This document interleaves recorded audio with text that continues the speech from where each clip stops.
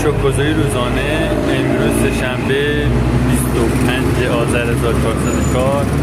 خدای شکرت بابت نعمت‌هایی که امروز به صورت پنهان و آشکارا وارد زندگی می‌کنی و من لبخند می‌زنم. خدای شکرت.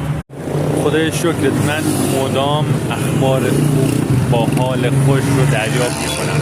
مدام اتفاقات خوب رو امروز تجربه می‌کنم. خدای شکرت.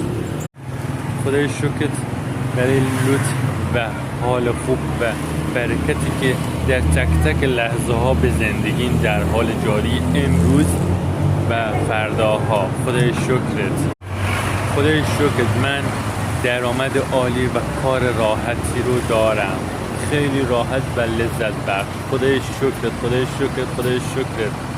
خدای شکرت ما ماشین خیلی خوب سالم و قشنگی داریم و خیلی باهاش راحتیم. خدای شکرت. خدای شکرت. خدای شکرت. خدای شکرت آدم‌های اطراف من باعث پیشرفت من میشن به راحتی.